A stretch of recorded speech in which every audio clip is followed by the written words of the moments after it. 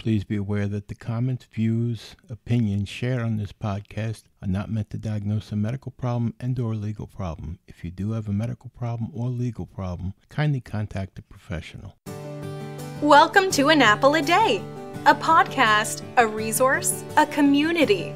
Share your experiences and learn from others as we overcome barriers and learn to live a happy, healthy life with a disability.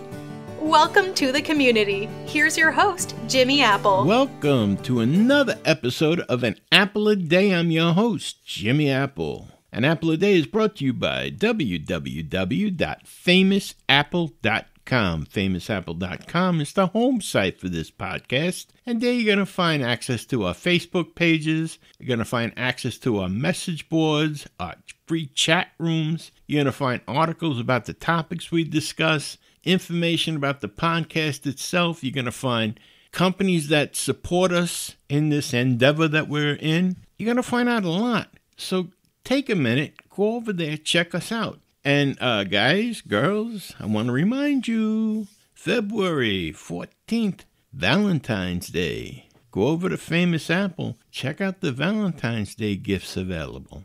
That's right, shop right there, delivered right to your house or your significant others. Anyhow, let's get started here. How you doing today? Doing good? Keeping your doctor's appointments? Keeping your therapy appointments? Taking your medication like you're supposed to? I'm sure you are.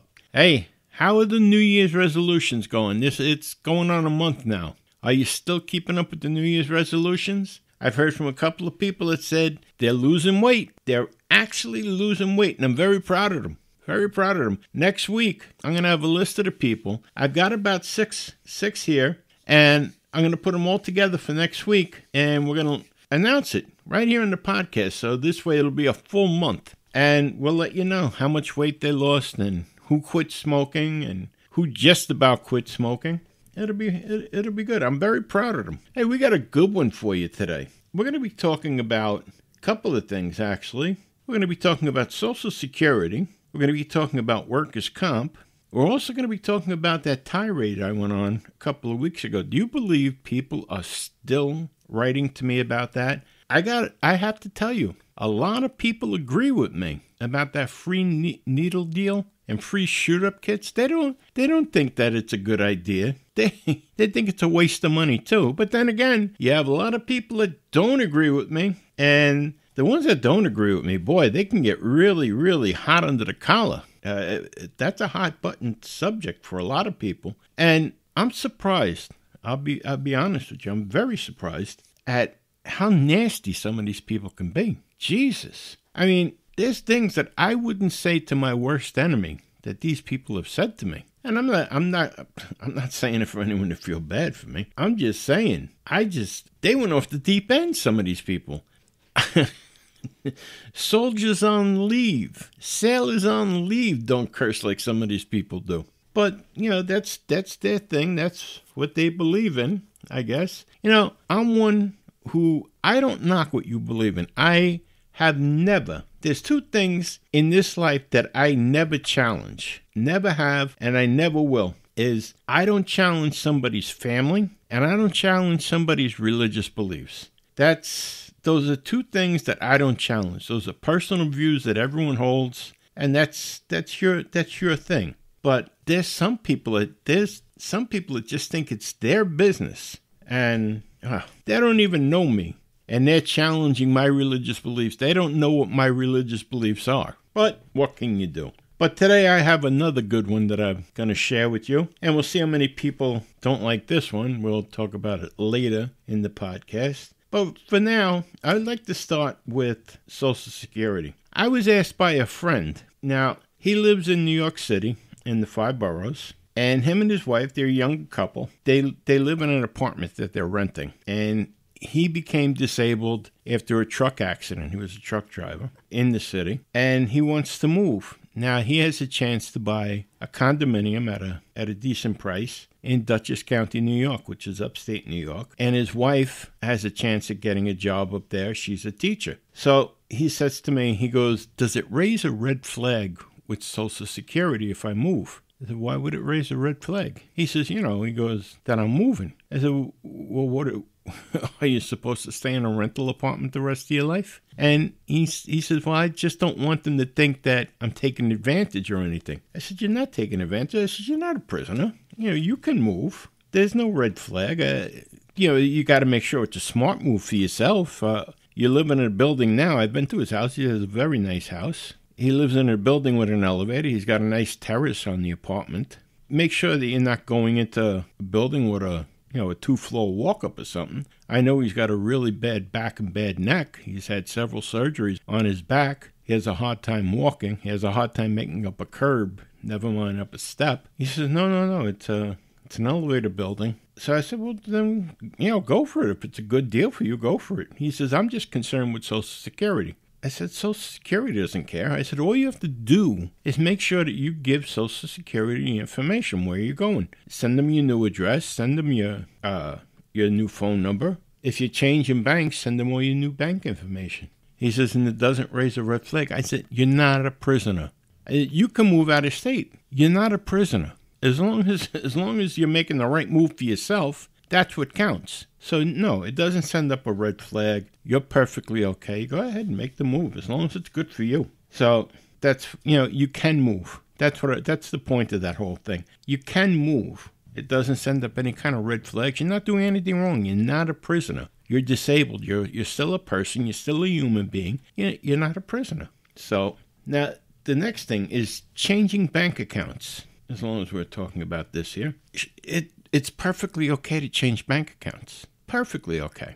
What I would suggest is, though, look, you're going to change from one bank account to another. Number one, I wouldn't tell Social Security at the end of the month that you're changing bank accounts, just because you don't want to get information crossed in the mail or anything like that. I would wait until you receive your next check. Just say, for argument's sake, you receive your check on the 3rd, like a lot of people do. You get your check on the 3rd. On the 4th or the 5th, inform Social Security that you have a new bank account. Give them all the information that they need and tell them this is where you want your check deposited now. Now, before you get rid of the old account, wait until the check is deposited into that new account next month. Once that check is deposited in the new account, get rid of the old account, and you're done. But hold on to that old account until you get your first deposit in a new account, just to make sure, not that Social Security or you or the bank or anyone is going to mess up. You just don't want things getting crossed in the mail. You know how things are the first time it goes around. So that's what I would do. Hold on to it and get rid of it after you receive your check. All right? Now, this is a big one. This has been a big one since I first went on Social Security. I've heard debates from people that told me that they know for a fact. Now, if you're on Social Security disability and you have minor children, you receive benefits for the minor children. But when do they stop? Some people will tell you that they stop when they hit 16. Other people tell you they stop when they hit 18. Other people will tell you they don't stop until after they graduate college. Well, here's the deal. Benefits for children. Benefits stop at age 18 unless they are a student or disabled. If a child is a student, 3 months before their 18th birthday, they will get a notice that their benefits will stop on their 18th birthday. Benefits won't stop if your child is still in elementary school or in high school, as long as they are younger than 19 years old, and notify the Department of Social Security. They have to complete an attendance form certified by the school, and benefits will continue until they graduate or 2 months after they turn 19 years old. Okay? Benefits do not run until your child graduates college. Benefits terminate once your child either graduates high school or turns 19, or 2 months after they turn 19, whichever comes first. And I got that information right off of the Social Security website right before we came to tape. I just wanted to share that with you, and that clears up that argument, because that's been a debate for a long time with a lot of people that I know. Another question I get asked a lot is, does Social Security actually check up on you? And the answer is yes. Something that we spoke about a while back on the podcast was there's a notice that goes out once every 1 to 3 years where they send it out to you to check up to see if you're still disabled. Now, I told you about the first time I received it. I was in shock. I had a buddy of mine that received it that actually tried to be confrontational with Social Security about it. What it is, it's a letter they send to you, and it's a questionnaire, and it's really short now. When I first got it, it was a small booklet that you had to fill out, but now it's a 1-page or 2-page questionnaire that you get that asks you when the last time you went to the doctor, what has the doctor said to you, are you still disabled, were you hospitalized since the last time we talked to you, have you gone to the doctor, how many times have you gone to the doctor, and so on. Basic questions like that, which, truthfully, if you're disabled, you should be going to the doctor. Hopefully, you don't have to be hospitalized for anything, but you just fill that out honestly and you send it in. What they're doing is that they're updating their records, and they're comparing it to what they have through Medicare and so on and so forth. It's nothing to worry about as long as you're telling them the truth and you're actually doing what you're supposed to be doing. And they also check on you with field agents.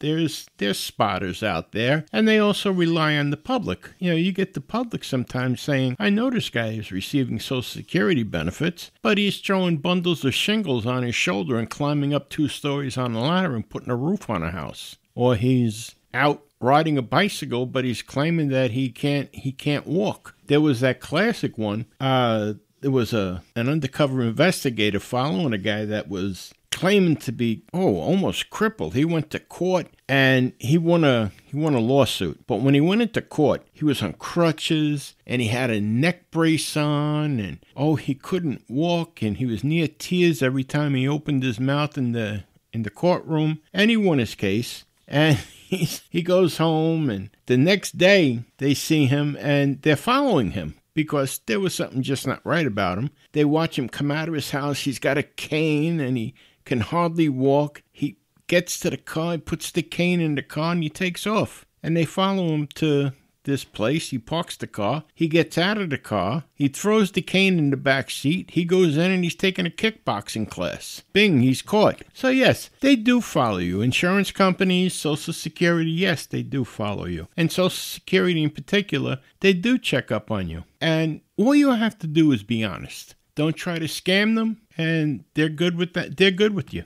I'll tell you honestly, I'm really glad when I see someone get caught scamming Social Security. The reason being, people that really need Social Security have to jump through hoops to get it.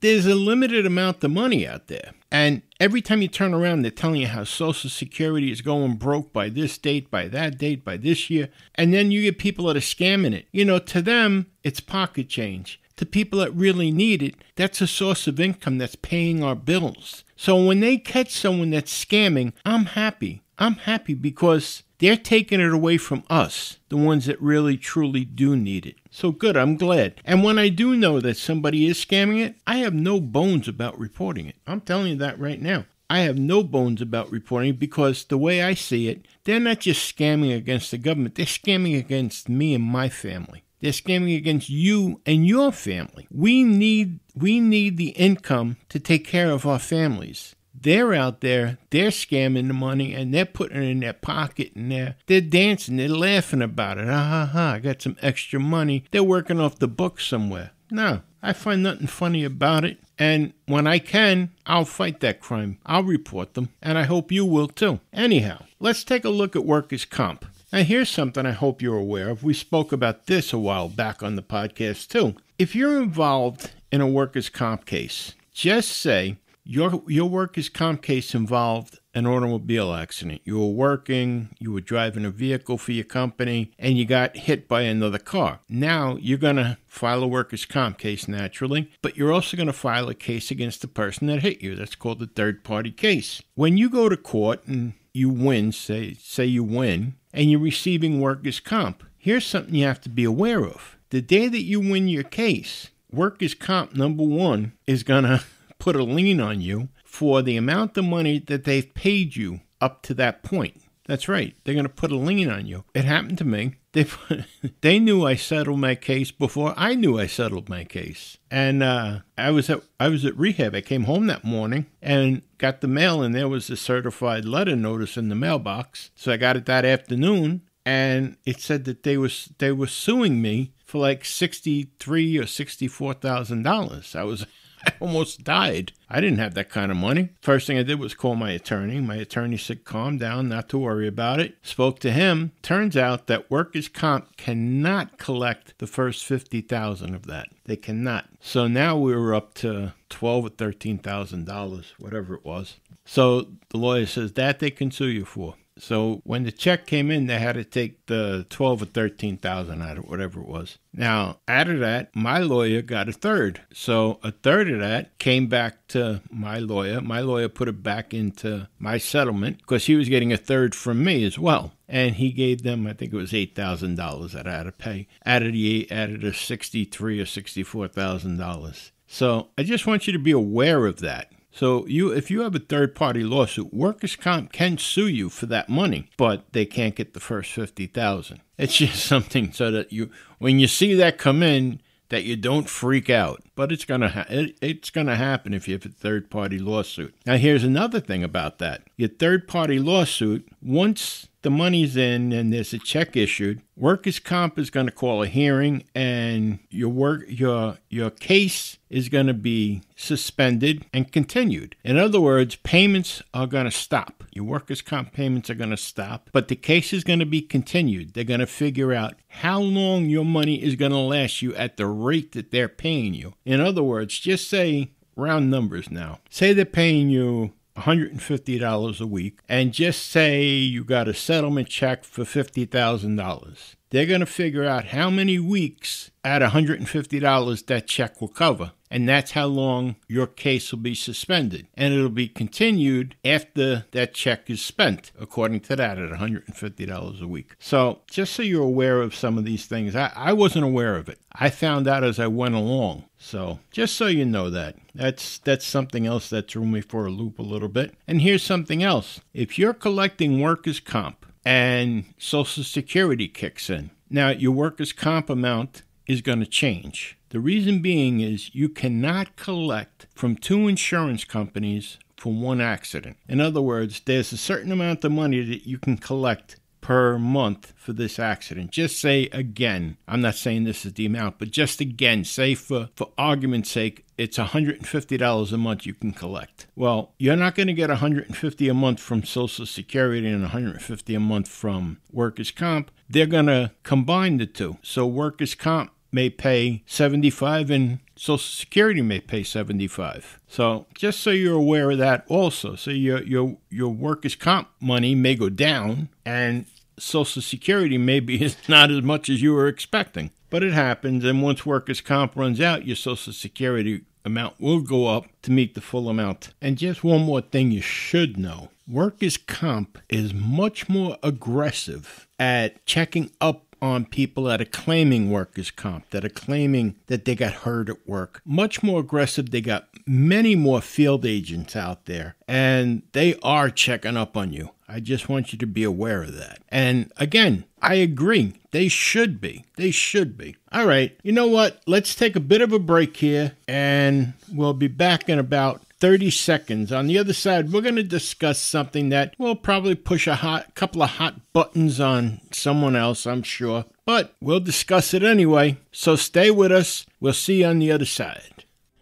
An Apple a Day is brought to you by www.famousapple.com. FamousApple.com is the home site for this podcast, and there you're going to find connections to our Facebook page, our Twitter page. You're going to find connections to our private chat board, our private chat rooms. You're also going to find that we're sponsored now by As Seen on TV, and there's a lot of products displayed on the page for you to check out. So you get a minute, go over there, check out www.famousapple.com. Tell your friends about us. But don't go until we finish the conversation. Let's get back to it. And we're back. That wasn't too long, right? 30 seconds. Mere bag of shells, a shake of a lamb's tail, if you will. So, I told you we're going to discuss something here, and I know this is going to piss off a couple of people, but so be it. Now, if you've been watching the news, reading the newspapers, if you've had your ears open and you're tired, you've just had enough of politics, and you're listening to the other news, you've seen that there's certain states, like this one here in New York, that just passed a new law that you can have an abortion right up to the minute of birth. In other words, you're getting ready to give birth and you decide, you know what? No, I want an abortion. Boom, the kid's dead. They take it right out of you. How disgusting is that? Take a look at a baby that was just born. Baby's born, not even 5 minutes old. The mother's holding it. Still got the stuff on it. Just think, it's 5 minutes old. It could have been dead if it was 6 minutes ago. The mother changed her mind a minute before. Could have been dead. Not been alive, not been crying in her arms. What the hell is wrong with this world? What the hell is wrong with this country? That you can have a freaking abortion right up to the minute before birth. What the hell is wrong with this state? I applaud the states that are saying now that if there's a fetal heartbeat, you can't have an abortion. Thank God for them. Thank God. And what's wrong with these people? You know, you hear women saying, it's my body, it's my choice. I agree with you, it's your choice. You have a choice whether or not to get laid. You have a choice whether or not to use birth control. You have a choice whether or not to adopt the baby out or to keep it. But you definitely don't have a choice to murder it. I don't care what court says you do. Because you know what? Sooner or later, you're going to have to answer for it all. And no, I'm not being a holy roller. I'm being a moral person. Because if murder was legal, trust me, there'd be a lot of dead people that I know. But it's not legal. And this now, to murder a baby that's already 9 months old, ready to be born. What the hell is wrong with you? And that you can applaud this. The other night, they're signing this bill. Governor Cuomo is signing this bill, and people around him are smiling and they're applauding. Yay, we can kill the baby now at 9 months. What kind of ghouls are they? What kind of women are they? All right? I'm not taking the blame away from the men, but at this point here, I'm talking about the women who are supposed to be the nurturers, the ones that carried the baby for 9 months. How can you, in your mind, justify killing that baby at 9 months old? And the men, you're not getting off with this. How in the hell can you get someone pregnant and walk away and say, go get an abortion? You know what? You jagoffs that want to do this, you know what? Instead of getting the girl pregnant, go out and get a vasectomy. Go get a vasectomy. And you girls, go out and get yourself fixed. Get your tubes tied. Instead of killing babies, go out and have yourselves fixed. Unbelievable. It makes me want to choke. It brings tears to my eyes when I think about it. I look at a picture of a baby. Here, I'm looking at my nephew's picture. He's 2 hours old. Now, if my sister-in-law decided 2 hours and 10 minutes earlier that she didn't want it, that picture wouldn't be there. Picture's sitting on my desk right now. How can you even fathom that? And now you have pills because you got laid last night, but you didn't use contraceptives because it didn't feel authentic to you to use a rubber. So you have a morning after pill so you can kill whatever might be living. This is, I'm going to put it in the simplest terms for you. This is like planting a garden, then taking a lawnmower and running it over as soon as you start seeing something grow. Does that make any sense? Jesus, Mary, and Joseph, what the hell is wrong with you? Oh, I hope sanity somewhere prevails here. This is just beyond logic, beyond reason. I hope these states that are saying you can't get an abortion if there's a fetal heartbeat, I hope all these rules pass. I hope all these laws pass. This cesspool here with Governor Cuomo, I don't understand. I don't know. But this is just my opinion. Okay? Listen, let me know what you think. I'm here. I'll take your opinion, put it in writing, or send me an email with your phone number. I'll call you back and I'll tape it and I'll put on the podcast here and let us know your opinion. So let me know. Let me know how you feel. Anyhow, thank you very much for being here today. Thank you, like always, for coming back week after week. And I want to remind you of one thing, one very special thing. Things can always be worse. There's someone right now wishing, hoping, praying that they were in your position. So don't give up. Okay, my friends, I will talk to you next week. Have a great weekend, and keep doing what you're doing. This is An Apple a Day, and my name is Jimmy Apple. Thanks for listening to An Apple a Day with Jimmy Apple, your gateway to a happy, healthy life. Join our community at www.famousapple.com. See you next time.